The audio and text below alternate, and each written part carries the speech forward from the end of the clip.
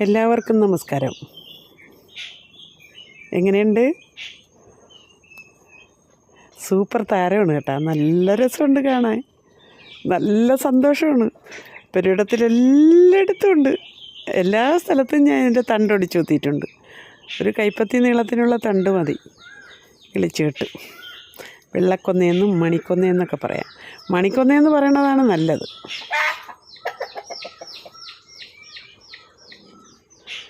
എങ്ങനെയുണ്ട്? കോഴിയേക്കും സന്തോഷം,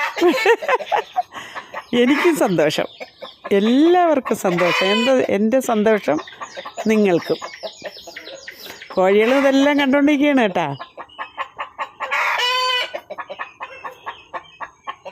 സൂപ്പറല്ലേ?